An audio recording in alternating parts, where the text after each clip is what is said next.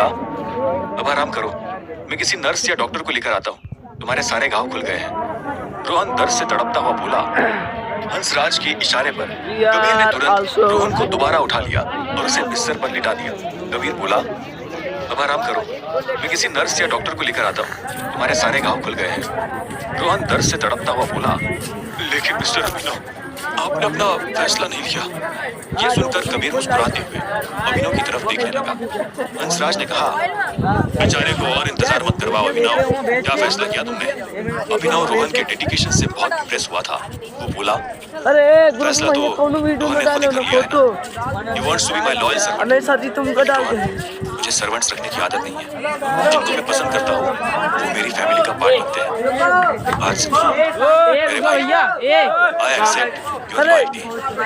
ये सुनकर रोहन की सांसें तेज हो गई और उसकी आंखों में हल्की सी नमी आ गई। वो धीमी आवाज में बोला, अगर मुझे पता होता कि आपसे दोस्ती करने के लिए जान दांव पर लगानी पड़ेगी तो ये काम मैं कब का कर चुका होता। अभिनव मुस्कुराते हुए बोला, बात जान दांव पर लगाने की नहीं है, बात है एक जैसे एक्सपीरियंसेस शेयर करने की। मेरे ऊपर भी कई बार ऐसे अटैक हुए हैं, खास तौर पर इस बार जब मैं इंडिया गया तो अटैक में मैंने अपने पैर गंवा दिए। ठीक तुम्हारी तरह ही मैं भी अपनी जीने की जिद की वजह से बच पाया और यही चीज हमें आपस में जोड़ती है। क्यों हंसराज जी? हंसराज शांति से बोला, इंडीड। उस समय की सिचुएशन को देखा जाए तो तुम्हारा और रोहन का एक्सपीरियंस बिल्कुल सेम रहा है। अगर तुम अपनी जान बचाने के लिए यमुना में नहीं कूदते तो आज यहाँ हमारे बीच नहीं होते। इतने में कबीर एक डॉक्टर और नर्स को वार्ड के अंदर ले आया। रोहन के जगह जगह से खुल चुके घावों को देखकर वे दोनों ही बड़े हैरान हुए। नर्स ने गुस्से से कबीर को डांटते हुए कहा, आप लोगों ने क्या किया है इनके साथ? इनके तो सारे घावों के टाके खुल गए हैं। ये कोई तरीका है? हॉस्पिटल में ये सब गुंडागर्दी नहीं चलेगी, किसी की जान भी जा सकती है। हंसराज डॉक्टर और नर्स के साथ हंसी मजाक करते हुए बोला, अरे हम इसे कहाँ मार रहे हैं, उल्टा यही हमें मारने के लिए दौड़ रहा था और फिसल कर गिर गया। अब आप ही बताओ इसमें हमारी क्या गलती है? हाँ? डॉक्टर बोला, हाउ इज दिस पॉसिबल? तभी रोहन ने कमजोर सी आवाज में कहा, ये सही कह रहा है डॉक्टर, इट्स माय फॉल्ट। धीरे धीरे हंसराज ने अपनी बातों से सारा मामला संभाल लिया, लेकिन उसके बावजूद भी दोबारा सारी पट्टियां करने के बाद नर्स ने अभिनव, कबीर और हंसराज को चेतावनी दी कि रोहन को कुछ नहीं होना चाहिए। डॉक्टर और नर्स के निकल जाने के बाद अभिनव ने कहा, हंसराज जी, कबीर, आप लोग थोड़ी देर के लिए बाहर जाइए, मैं रोहन से अकेले में कुछ बात करना चाहता हूँ। कबीर को कोई प्रॉब्लम नहीं था, लेकिन हंसराज को ये बात जची नहीं। कबीर हंसराज को धक्का देते हुए बाहर ले गया और बोला, अरे हो तो गया आपका टेस्ट, अब क्या बच्चे की सच में जान ले लोगे? उन दोनों के जाने के बाद अभिनव अपनी व्हीलचेयर को बिस्तर के नजदीक ले गया और रोहन को देखते हुए बोला, तुम मेरे साथ जुड़ना चाहते हो, कोई प्रॉब्लम नहीं है। तुम्हें अपनी लॉयल्टी साबित करनी थी, ग्रेट, लेकिन इस तरह अपनी बॉडी को दर्द देने की क्या जरूरत थी? रोहन बड़ी हिम्मत करके बोला, मैंने आज तक कभी भी किसी के आगे हार नहीं मानी, ना ही किसी के आगे अपना सर झुकाया है। ये कहते हुए वो अभिनव की तरफ देखने लगा और आगे बोला, मिस्टर अभिनव, आप पहले हो जिसको मैंने अपनी रिस्पेक्ट के काबिल माना है, इसलिए अपनी लॉयल्टी दिखाने के लिए मुझे झुकना ही था। अभिनव कंधे उचकाते हुए बोला, कई बार लोग ऊपर ऊपर से लॉयल्टी का दिखावा करके मन में छल कपट रखते हैं, इसलिए I don't really believe in sir झुकाकर अपनी लॉयल्टी प्रूव करना। वैसे भी मैं जिन्हें अपना मान लेता हूँ उनकी अग्नि परीक्षा लेने में बिलीव नहीं करता। यह सुनकर रोहन की आंखों में दोबारा हल्की सी नमी आ गई और वो बोला, उस आदमी ने ठीक कहा था, आप सचमुच एक लॉयल आदमी हो, इस आदमी ने कहा था। अभिनव ने हैरान होकर पूछा। रोहन छत की तरफ देख रहा था और अब उसकी आंखों से आंसू बेतहाशा बहने लगे थे। उसने कहा, मैं राजा को अपने छोटे भाई की तरह मानता था। हम 13-14 साल की उम्र से साथ में काम कर रहे थे, लेकिन उसके बावजूद भी उसने मुझे धोखा दे दिया और मेरी जान बचाई भी तो आपने, जिसके लिए मैंने बार बार बस मुसीबत ही खड़ी की है। रोहन इस वक्त बहुत ज्यादा इमोशनल हो रहा था। उसने अपने हाथ से अपनी आंखें ढक ली और बोला, जब जंगल में वो खतरनाक आदमी मुझे खंजर से मारने वाला था, तब आपने मेरी जान बचाई और कहा कि आपकी जीते जी मैं मर नहीं सकता, और मर गया तो साथ में आप भी मर जाओगे। तब मुझे समझ आया कि असली भाई क्या होता है, सच्ची लॉयल्टी क्या होती है।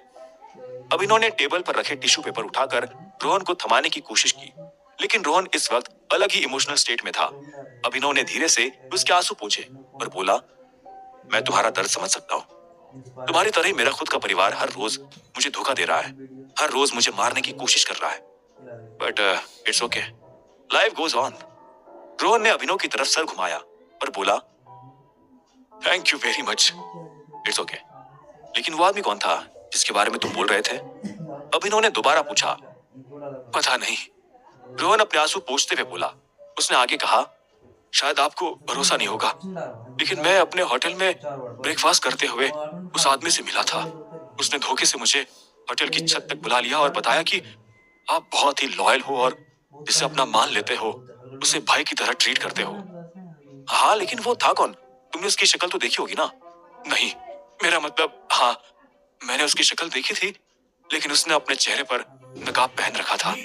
सच बताऊं, अगर अंडरग्राउंड माफिया की दुनिया में ऐसे बहरूपियों से मेरा सामना ना हुआ होता तो मुझे पता ही नहीं चलता कि वो आदमी एक नकली आइडेंटिटी के साथ, एक नकली चेहरे के साथ आया हुआ था।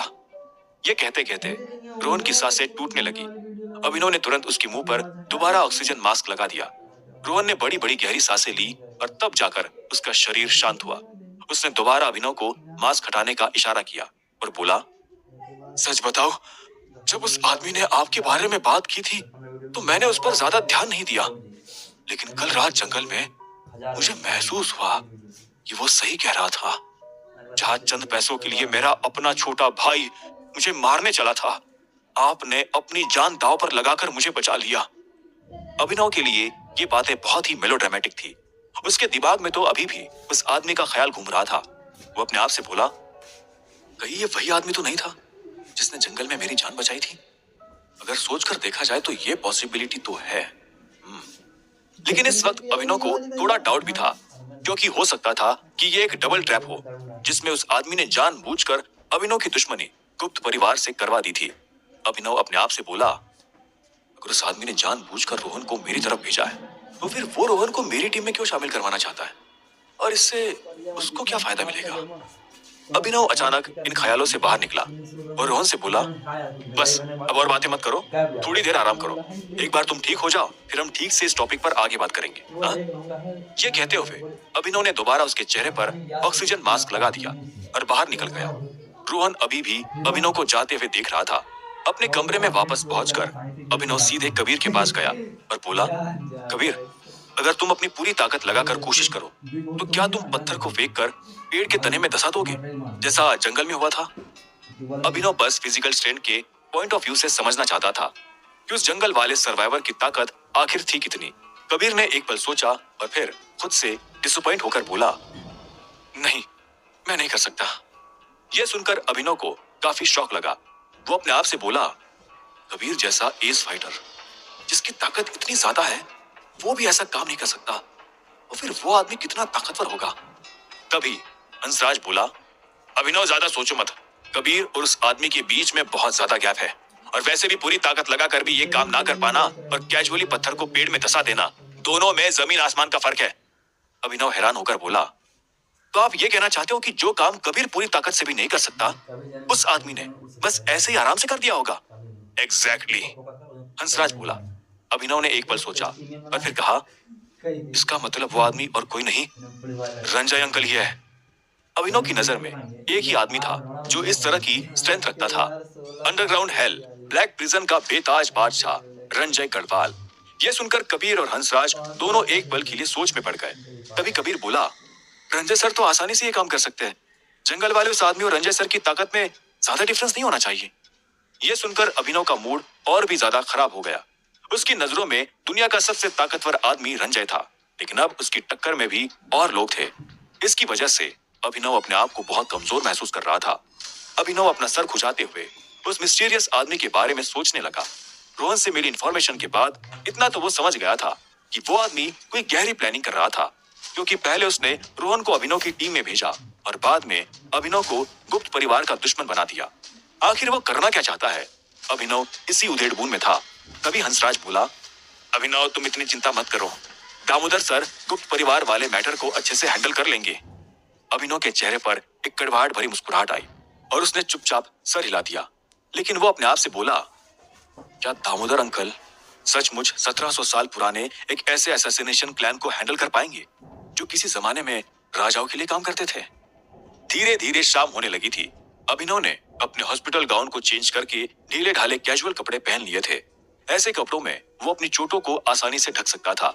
जहां तक उसके हाथ की बात थी तो उसने उस पर पट्टी करवाकर दोबारा हल्का कच्चा प्लास्टर चढ़वा लिया था। उसके बाद अभिनव सीधे अनन्या के कमरे में चला गया। उसने मन में कई सारे बहाने सोच रखे थे, लेकिन अनन्या ने उससे ज्यादा कुछ पूछा ही नहीं। इससे अभिनव को पहले थोड़ी हैरानी जरूर हुई, लेकिन यह उसकी कन्वीनियंस के हिसाब से हो रहा था तो वो खुश हो गया। उसने पर्सनली अनन्या को अपने हाथों से डिनर खिलाया और फिर उसके साथ टीवी पर फिल्म देखते हुए सो भी गया। अभिनव अभी कच्ची नींद में ही था, तभी हंसराज कमरे के अंदर आया। हंसराज ने इशारे से अभिनव को बाहर बुला लिया। अनन्या को बिस्तर पर आराम से सुलाकर अभिनव धीमे कदमों से हंसराज के साथ बाहर निकल गया। हॉलवे में हंसराज बोला, 2 अपडेट्स है। पहली ये कि वुल्फ को होश आ गया है, और दूसरी अपडेट? अभिनव ने शांति से पूछा। अभिनव जानता था कि केवल वुल्फ के होश में आने की बात होती तो हंसराज इतनी रात को उसे डिस्टर्ब नहीं करता। हंसराज के चेहरे पर एक परेशानी सी थी। वो फ्रस्ट्रेटेड आवाज में बोला, गुप्त फैमिली गढ़वाल मैंशन पहुंच चुकी है। क्या? अभिनव चिल्लाया। एक पल में ही उसका दिल उछलकर मुंह को आने को हो रहा था। उसने अपने आप को शांत करते हुए कहा, वो गढ़वाल मैंशन कैसे पहुंच गए? अभी क्या सिचुएशन चल रही है वहां पर? दामोदर सर ने पर्सनली उनका वेलकम किया है। मुझे भी यह सब अभी अभी पता चला है, लेकिन सिचुएशन कुछ ठीक नहीं लग रही।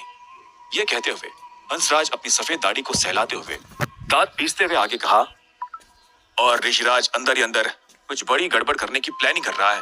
ये बहुत सारी इंफॉर्मेशन थी जो अभिनव को प्रोसेस करनी थी। अभिनव बोला, कल रात को दोनों किलर्स भाग गए थे ना, शायद उन्होंने ही ऋषिराज को खबर पहुंचा दी होगी कि मैंने रोहन को बचा लिया है।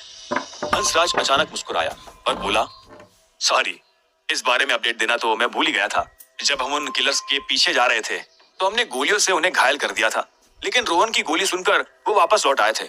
इसलिए डबल चेक करने के लिए मैंने आज सुबह दोबारा गढ़वाल परिवार की टीम को जंगल में भेजा था, तो उन्हें क्लाउन मास्क लगाए दोनों किलर्स की लाशें मिली। हालांकि उनकी मौत हमारी गोलियों से नहीं बल्कि गला कटने से हुई थी। ये तो अभिनव के लिए और भी बड़ी शॉकिंग न्यूज थी। वो बोला, शायद उसी मिस्टीरियस आदमी ने उन दोनों को मार दिया होगा, लेकिन अगर वे दोनों मर गए हैं तो फिर ऋषिराज तक खबर किसने पहुंचाई? वो क्यों बिना बात नया बखेड़ा खड़ा कर रहा है? हंसराज मजबूरी भरी आवाज में बोला, क्या अभिनव, तुम भी बिच्छू ने बेवजह क्यों काट लिया ये पूछ रहे हो? जिसकी फितरत में ही काटना है वो सुधर नहीं सकता। ऋषिराज को तो बस बखेड़ा खड़ा करने का मौका चाहिए। अब आगे क्या होगा? ऋषिराज अभिनव के लिए कौन सी नई मुसीबत खड़ी करने वाला है? गुप्त फैमिली गढ़वाल मैंशन क्यों पहुंच गई है? क्या दामोदर अकेला उन लोगों को हैंडल कर पाएगा? क्या रोहन की जान बचाना अभिनव के लिए भारी पड़ने वाला है? क्या अभिनव की पीठ पीछे अनन्या ने छुपा रखा है कोई राज? जानने के लिए सुनते रहिए आगे। अभिनव के ऊपर